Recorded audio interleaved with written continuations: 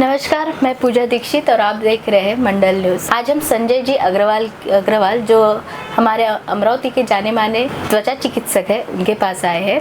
तो चलिए सीधे हम उनसे बात करते हैं। नमस्कार सर, मंडल न्यूज़ में आपका बहुत बहुत स्वागत है। सर, अभी हम बढ़ती धूप देखते हैं, समर चल रहा है और 45 डिग्री तक हमारा टेम्परेचर जा रहा है।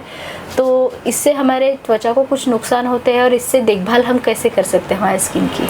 सबसे पहले तो नुकसान ऐसा है कि इस टेम्परेचर में जब हम बाहर निकलते हैं, कोई जब बिना प्रोटेक्शन के, बिना कैप और बिना कुछ स्कार्फ या कुछ बांधे निकले, तो उसमें दो चीज़ें हैं। एक तो उनको डायरेक्ट जो है उनको सन बर्न हो सकता है, ताकि जैसे उनको एक 10-15 मिनट बाद, आधे घंटे बाद स्किन में बर्निंग, उनको तकलीफ़ होना, दर्द होना, जलन होना और कोई फोड़े वगैरह भी हो सकते हैं। और दूसरी बात है कि एक पिगमेंट डार्कनिंग हो सकता है। जैसे आज आप मान लो कि कोई आदमी आज 2 या 3 घंटे आज दिन भर बाहर गाँव गए, कोई ट्रैवलिंग किया, तो 2-3 दिन बाद उनकी स्किन थोड़ी सी ब्लैकनेस और उसमें कालापन दिख सकता है।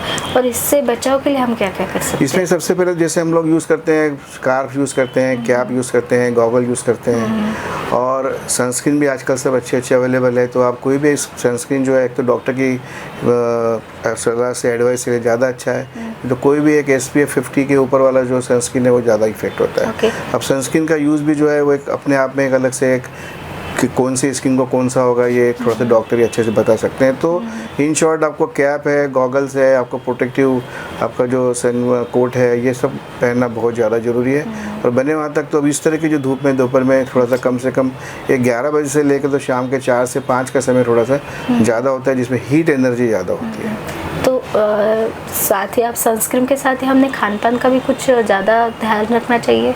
खान पान का ऐसा डायरेक्ट संबंध तो नहीं है, बाकी विटामिन सी और जो भी हमारे जो ब्राइट फ्रूट से होते हैं, आपका पपई है, बाद में आपका एप्पल है, नींबू है, ये फ्रूट्स आपको कुछ हद तक एंटीऑक्सीडेंट्स इसमें होते हैं, तो आपको कुछ हद तक के ज़रूर आपको प्रोटेक्शन दे सकते हैं। अक्सर हमारे यहाँ यूथ ज़्यादा है और टीनेजर्स में पिंपल्स का जो प्रमाण होता है वो बहुत दिखता है। तो ये पिंपल्स किस एज में होते हैं और ये क्यों होते हैं? पिंपल्स जनरली तो जैसे जो होता है कि 11 से 12 साल की उम्र के बाद में जो टीनेज होती है, हम लोग जो हार्मोन्स में जो बॉडी में बदल होते हैं, तो उसके कारण पिंपल्स होते हैं। लेकिन ये हार्मोन्स के बदल किसी की इसमें बहुत ज़्यादा तरीके से प्रमाण होते हैं, किसी में बहुत माइल्ड होते हैं। तो अगर आप देखेंगे किसी क्लास में जो है सेम उम्र के जो बच्चे हैं, किसी में बहुत ज़्यादा पिंपल्स हैं। तो कुछ को जो पिंपल्स है, किसी में टेंडेंसी होती है बॉडी में, कुछ हद तक कि उनको माँ बाप से भी उसमें पिंपल्स होने की एक टेंडेंसी मिली होती है। और कुछ लोगों में फिर जैसे पर्टिकुलरली लड़कियों में जैसे पॉलीसिस्टिक डिसीज़ है, मोटापा वगैरह अगर है, हार्मोन्स में गड़बड़ है, तो उससे ज़्यादा हो सकता है।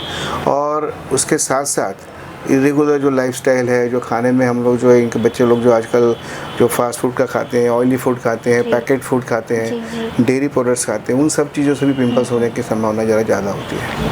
हम औरतों की बात करें, लड़कियों की बात करें, तो उनके पीरियड्स आने के कुछ समय पहले भी हमें पिंपल्स दिखाई देते हैं। तो वो भी हार्मोनल्स के? वो तो जो पीरियड्स के आने के पहले पिंपल्स जो आते हैं वो तो ठीक है, एक फिजियोलॉजिकल बोलते हैं, लेकिन नॉर्मल प्रक्रिया है। तो पिंपल्स को एक बीमारी नहीं है, पिंपल्स एक समझ लीजिए कि स्किन का एक भाग है। लेकिन ट्रीटमेंट उसका इसलिए ज़रूरी है कि इसके दाग और जो गड्ढे जो पड़ जाते हैं वो बहुत उसके अंदर आगे तक के उसमें मायने रखते हैं। तो इसलिए वो डिपेंड करता है कि किस पिंपल्स को दवा की ज़रूरत है या नहीं है। बहुत सी जो छोटी लड़कियां होती हैं, उनको जब पीरियड्स आना शुरू होते हैं, छोटे बड़े पिंपल्स आते हैं, तो उनको कोई ज़्यादा दवा की ज़रूरत नहीं, बस थोड़ा सा स्किन केयर करो तो भी ठीक है। पर हम बहुत से बार देखते हैं कि हमारे घर के बड़े जो कहते हैं पिंपल्स आते हैं, उसको छुओ मत, उसे हाथ मत लगाओ, बढ़ जाएगा, फूट जाएगा, गड्ढा हो जाएगा। तो छूने से भी ये तो बहुत ज़्यादा जरूरी है। छूने का नहीं होता, बहुत से लोग इतने कॉन्शियस हो जाते हैं कि उन्हें पिंपल्स आएगा उसको फोड़ देती हैं लड़कियां कि मैं जा रही हूँ पार्टी में, मुझे अच्छा नहीं दिख रहा है। या किसी को हैबिट जैसी हो जाती है, बस हाथ लगाते रहते हैं। तो उससे क्या होता है कि एक तो उसमें नाखून लगने से एक तो वो जो है उसमें इन्फेक्शन हो सकता है, और दूसरे जैसे पिंपल्स के अलग अलग ग्रेड होते हैं, तो दबाने से हो सकता है कि ग्रेड 1 वाला जो पिंपल है वो फूट के ग्रेड 2 में चले जाए, बड़ा पिंपल हो जाए, और तीसरा दाग पड़ने की संभावना होती है। और ये बहुत से बार होता है कि लोग दबा देते हैं उसे, मतलब तो यदि उसे दबा दिया जाता है या दवाई थ्रू दबा दिया जाता है, तो फिर ये उससे आगे भी कुछ उसकी स्टेप होती है? जी हाँ, दब तक ऐसा है कि जैसे पेशेंट लोग जो है, बहुत से लोग जो है, जो फेयरनेस क्रीम जो बाज़ार में मिलती है या जो शॉर्ट टर्म की जो होती है, इसमें स्टेरॉइड्स होते हैं, वो लगाने से ये पिंपल्स एक बार तो ठीक हो जाते हैं, चेहरा फेयर हो जाता है। लेकिन अब स्थिति में जो पिंपल्स जो हैं, जो पिंपल्स नॉर्मल कोर्स में 1 से 2 महीने में ठीक होना चाहिए, अब इनका जो इलाज बड़ा ज़रा मुश्किल हो जाता है। एक तो दवाइयाँ सूट नहीं करती है, दूसरी दवाइयाँ जो पिंपल्स की है वो काम नहीं करती है, और ये स्टेरॉइड लगाने से जो गड़बड़ होती है उसका तो कोई अंदाज़ा ही नहीं है। तो सबसे पहले तो आप इतना भी आज के इसमें सब किसी ने एक ये सिंपल मैसेज भी लिया कि मेडिकल से खुद होकर दवा लेना नहीं है, स्टेरॉइड वाली दवा लेना नहीं है, और जो फेयरनेस की जो क्रीम होती है वो लेना नहीं है। ये सबसे इम्पोर्टेंट मैसेज हमारे आज समझ लीजिए। पिंपल्स के जो यंग पीपल जो है आज इतने सारे सीरम, इतने ब्यूटी प्रोडक्ट्स ऑनलाइन अवेलेबल है, अब उनको पता नहीं होता है, खुद भी करते हैं और ये बुला के इतनी महंगी दवाइयाँ लगाते हैं। तो इसमें क्या है, किसमें स्टेरॉइड है ये पता नहीं होता है। तो ये सिंगल ये भी अगर एक मैसेज आए कि भाई आपको खुद होकर लगाना नहीं है, और कोई भी चीज़ लगाते हो तो पूरा प्रोडक्ट देखिए उसमें क्या है तो ही करिए, नहीं तो नुकसान बहुत है और उसका आगे इलाज भी बहुत मुश्किल है। सर आपने अभी फेयरनेस क्रीम की बात की, तो इंस्टेंट फेयरनेस जो देती है क्रीम्स, वो हमारे त्वचा के लिए हानिकारक होती है? जी हाँ, यानी सब में तो नहीं है, लेकिन काफ़ी लोगों में हानिकारक होती है। अब इंस्टेंट फेयर जो ये जो कंसेप्ट ही जो है, किसी भी चीज़ को इंस्टेंट फेयर हो ही नहीं सकता। अब होता है तो उसमें कुछ केमिकल ज़रूर रहने वाले हैं कि जो आपकी जो स्किन में जो पिगमेंट है उनको इमीडिएट ब्लीच करते हैं ताकि आप फेयर दिखते हो। तो ये प्रोसेस जो है हर एक इसमें नॉर्मल नहीं हो सकती, किसी में ज़रूर रिएक्शन देगी, और उसमें भी कुछ ऐसे होते हैं कि जिससे परमानेंट डार्कनिंग बाद में हो सकता है फिर। तो वो कर सकते हैं, लेकिन वो डिपेंड करता है कि प्रॉपर प्रोडक्ट कौन सा है और किसी से एडवाइस लेके करना चाहिए। छाइया एक जो होता है प्रकार, जिसे हम मराठी में वांग कहते हैं, वो क्यों होते हैं, किस एज में होते हैं और वो लंबे समय तक क्यों बने रहते हैं? ये तो बड़ा जो झाइयाँ वांग ये जो चीज़ है, इसका मेन एक तो हार्मोन से संबंधित है करीब 60-70% लोगों में, और दूसरा धूप से है इसमें। तो मिलाज़मा के जो और झाइयों के पेशेंट जो 70% तो लड़कियां और लेडीज़ होती हैं, और इनमें एक हार्मोन्स के चेंजेस, जो हार्मोन्स के आउटबर्स्ट होते हैं, एक तो प्रेगनेंसी में होता है और एक नियर मेनोपॉज के साथ में, 2 जगह पे जरूर मेलाज़मा के और झाइयों के पेशेंट ज़्यादा होते हैं। बाकी एग्जैक्टली इसका पक्का कारण तो है नहीं, क्योंकि जेंट्स में भी और पुरुषों में भी मेलाज़मा देखा जाता है, लेकिन पुरुषों में जो झाइयाँ देखी जाती है, ये लोग जो ज़्यादा धूप में घूमते हैं, जो कंस्ट्रक्शन साइट पे होते हैं, दिन भर घूमते हैं, बाहर किसी काम से जाते हैं, बाइक पे जाते हैं, तो उन लोगों को ज़्यादा होता है। और ये समझ लीजिए कि 20 से 25% ही मेलाज़मा पेशेंट में पूरा 100% इलाज हो सकता है। बाकी काफ़ी हद तक के उसको कंट्रोल में ज़रूर लाया जा सकता है। और लंबे समय तक रहने का ये है कि किसी लेडीज़ में जो हार्मोन्स का अगर इफेक्ट है तो उनको मेनोपाज तक भी आपका मेलाज़मा ज़्यादा दिन रह सकता है उसमें। और धूप एक बहुत इंपॉर्टेंट फैक्टर है, और हार्मोन्स की गोलियाँ, गर्दन निरोधक गोलियां हैं, या किसी भी तरह का अगर हार्मोन्स का कोई दवा चल रही है तो मेलाज़मा में काफ़ी दिन तक के रह सकता है। अच्छा, तो ये पर्टिकुलर एक चेहरे के पार्ट पे होता है या कहीं पे भी हो सकता है? नहीं, मेलाज़मा सिर्फ चेहरे पे होता है। चेहरे पे होता है। तो जैसे अपन ने देखा है कि बहुत से लेडीज़ को ये नाक पर होता है, या किसी को यहाँ पे होता है। तो जो अपने चेहरे पे जो उभरा हुआ जो हमारा बुनी पार्ट है, जैसे नाक के ऊपर का भाग है, बाद में हमारे चीक्स जो है, गालों का जो उभरा हुआ भाग है, जहाँ हड्डी नीचे होती है, फोरहेड का जो भाग है जहाँ हड्डी होती है वहाँ होता है। सॉफ्ट पार्ट पे नहीं होता है, जैसे नीचे के गालों में साइड में नहीं होगा। अलग अलग समय टाइप के होते हैं मेलाज़मा। ये ज़्यादा हमें स्त्रियों में ही दिखता है। स्त्रियों में ज़्यादा, लेकिन जेंट्स में भी होते हैं, जेंट्स में थोड़ा कम होते हैं, धूप के कारण ज़्यादा होता है। और यहाँ पे ये बहुत होता है कि वो फेयर पर्सन है तो उसको ज़्यादा प्रेफरेंस कहीं पे मिलती है, जिनकी डार्क होती है तो उनका एक आत्मविश्वास भी कम हो जाता है। तो आपके हिसाब से फेयर स्किन ज़्यादा हेल्दी है या डार्क स्किन ज़्यादा हेल्दी होती है? नहीं, स्किन तो दोनों हेल्दी है, लेकिन ये जो काले और गोरे का, ये तो हमारे यहाँ सामाजिक स्थिति है इसका। जो आपने जो बोला वही है कि सामाजिक स्थिति पे गोरे लोगों को सब चीज़ ऐसा है। तो आज हमारे छोटे छोटे बच्चों को लोग मम्मियाँ लेके आती है माँ कि मेरा बच्चा बहुत काला हो गया। तो ये हमारे समाज का इफेक्ट हुआ। सब लोग जब देखते हैं, फिल्म देखते हैं लोग, टीवी देखते हैं, सबका जो परिणाम है सबको गोरा होना है। लेकिन हेल्दी का इससे कोई लेना देना नहीं है। उल्टा जो हेल्दी स्किन, जो ब्लैक स्किन है, वो धूप को ज़्यादा अच्छे से फेस कर सकती है। आज मान लो अगर कोई ब्लैक जिसकी स्किन है, वो अगर आप 2 घंटे धूप में जाए तो सिर्फ थोड़ा काला होगा, ज़्यादा काला होगा। लेकिन वही अगर बहुत फेयर स्किन है, जितनी फेयर स्किन होगी, वो 2 घंटे में जाएगी तो उसको लाल हो जाएगी, खा जाएगी, उसको फिर वापस थोड़ा दाग वाग पड़ सकते हैं। तो हेल्दी तो कहना, दोनों हेल्दी स्किन दोनों है। हमने बहुत बार देखा है कि एक कहते हैं कि सेंसिटिव स्किन है हमारी, तो सेंसिटिव स्किन की किस प्रकार हम देखभाल करनी चाहिए? यदि कोई प्रोडक्ट हम यूज़ करते हैं तो डॉक्टर से ही सलाह लेकर हमने यूज़ करना चाहिए। सेंसिटिव स्किन एक बहुत ही अच्छा सब्जेक्ट है, और सेंसिटिव स्किन होने का कारण ही है कि किसी ने बहुत सारी जो अलग अलग क्रीम लगाई है, खुद होकर लगाई है, खुद होकर एक्सपेरिमेंट किया है, उसी से सेंसिटिव स्किन होती है। 90% लोगों में। सिर्फ 10% लोगों में स्किन जो है कि नेचुरली सेंसिटिव होती है। तो इसमें सबसे अच्छा ये है कि कोई भी आप जो प्रोडक्ट लेते हैं तो इसमें सेंसिटिव स्किन का तो वैसे भी डॉक्टर से मिल के ही आपने कौन से प्रोडक्ट यूज़ करना चाहिए सबसे अच्छा है। लेकिन अगर आपको जिसमें कम से कम सेंट हो, जिसमें फ्रेगरेंस हो, और भी बहुत सारे जिसमें कॉस्मेटिक प्रोडक्ट्स जो होते हैं कलर वाला है, सेंट वाला है, वो आपको थोड़ा सा अवॉइड करना चाहिए। जैसे हम फेस वॉश वगैरह जो यूज़ करते हैं तो वो भी कोई लोगों को ज़्यादा झाग रहता है तो वो ज़्यादा अच्छा है, जिससे कम झाग है वो अवॉइड करते हैं, तो वो भी कहीं ये भी एक फेस वॉश और झाग ये बड़ा मिसनॉमर है। दोनों में एफिकेसी तो दोनों में सेम है, लेकिन ऐसा है कि झाग का इस्तेमाल करते हो तो आपको लगाने में अच्छा लगता है कुछ, वो एक फीलिंग है। बाकी एफिकेसी में झाग और बगैर झाग वाले फेस वॉश में कोई फ़र्क नहीं है। हम बहुत से देखते हैं लोग जो बहुत एज हो जाती है फिर भी उनकी स्किन हमें टाइट दिखती है। तो बहुत से हमारे टीनेजर्स का भी एक क्वेश्चन था कि हमारी त्वचा हमेशा चमकदार दिखना चाहिए, इसलिए हम क्या कर सकते हैं? सबसे अच्छे स्किन के लिए तो तीन ही चीज़ें, एक तो पानी, हाइड्रेशन, आपने पानी बहुत हमेशा पीना चाहिए। फ्रूट्स, वेजिटेबल्स, जो भी आपके पानी वाले जो फूल है, पत्तेदार सब्जियां, ये खाना बहुत ज़रूरी है। दूसरा है धूप। धूप से बचना एक सिंगल इम्पोर्टेंट ऐसा फैक्टर है कि जो अर्ली एज से जब से बच्चे अब स्कूल में जाते हैं, असेंबली में खड़े रहते हैं, स्विमिंग में जाते हैं, अपने यहाँ के स्विमिंग पूलों में क्लोरीन है उसका जो है उसका भी बहुत बड़ा परसेंटेज का किसी को पता नहीं है, ये सब बड़ा स्किन को डैमेज करती है और उसके कारण उनको स्किन में पिगमेंटेशन वगैरह होता है। और तीसरा जो है बाकी कुछ जो हमारे यहाँ लड़कियाँ होती हैं खाने पीने में उनको एनीमिक होती हैं, खाने में ख्याल नहीं करती हैं, प्रॉपर डाइट नहीं लेती हैं और नींद नहीं लेती हैं। और चौथा ये है कि आपके जेनेटिक्स, अगर आपके यहाँ पापा मम्मी की स्किन अच्छी है वो तो है, वो आपका सबसे इम्पोर्टेंट, वो उसको बनाए रखना आपके हाथ में है। सर हर मौसम के हिसाब से हमने हमारे स्किन की कैसी देखभाल करनी चाहिए, त्वचा की कैसी देखभाल करनी चाहिए? तो वही त्वचा के लिए तीन ही चीज़ें, एक तो पानी आपको बहुत पीना है, धूप से बचना है और प्रॉपर न्यूट्रिशन लेना है। अब बाकी जो मौसम के हिसाब से, जैसे भी हम लोग अभी अब समर महीना है आपका जो, तो समर में आपको धूप से बचने के लिए सनस्क्रीन लोशन लगाना है, कैप लगाना है। ठंडी में आपको मॉइस्चराइज़र ज़्यादा रखना है, साबुन का इस्तेमाल कम करना है, अच्छे ग्रेड का सोप इस्तेमाल करना है। अब बारिश में गीले होते हैं तो फंगल इन्फेक्शन वगैरह जो बॉडी में होते हैं, जहाँ जहाँ मोड़ होती हैं, जॉइंट्स होते हैं आपके, उनको ड्राई रखना है, गीले कपड़े नहीं पहनना है, गीले होते से बदल देना है।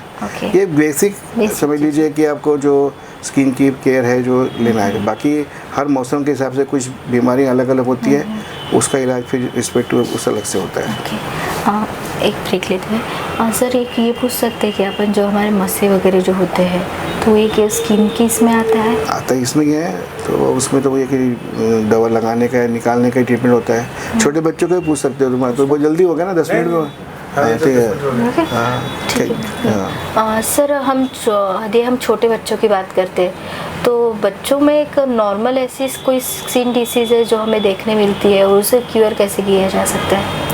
नहीं, छोटे बच्चों में तो डिसीजेस तो सिर्फ ज़्यादा करके बच्चों में ड्राइनेस जो हम लोग के यहाँ काफ़ी दिखती है बच्चों में, क्योंकि हम लोग ज़्यादा उनको साबुन लगा देते हैं, ज़्यादा उनको एक्सेसरी करते हैं, तो वो एक सबसे बड़ी चीज़ है। तो उसके लिए कि साबुन बच्चों को कम से कम इस्तेमाल डॉक्टर के हिसाब से करना चाहिए और हमेशा मॉइस्चराइज़र रखना चाहिए उनको कुछ ना कुछ, उसको वैसलीन है या जो भी ऑयल सूट करता है वो करना चाहिए। बाकी बीमारियाँ तो अलग अलग एज ग्रुप के हिसाब से बच्चों में अलग अलग होती है।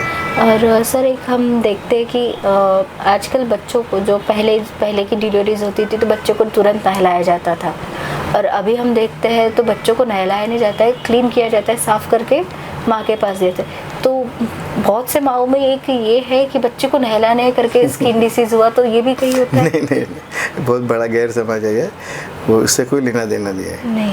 वो तो क्या क्लीन जो करना है बच्चों को, जो प्रेगनेंसी के जो भी सिक्रीशन से कुछ है वो क्लीन करना है ना, आप नहलाओ या वो करो, उससे क्या होता है? स्किन डिसीजेस नहीं, स्किन डिसीजेस का और नहाने से कोई लेना देना नहीं है। नहाना और सोप का क्या संबंध है? सिर्फ सिंपल अपना जो बॉडी प्रोडक्ट्स जो बनते हैं, बॉडी के फ्लूइड्स वगैरह वो क्लीन करना, वो एक उद्देश्य है उसका।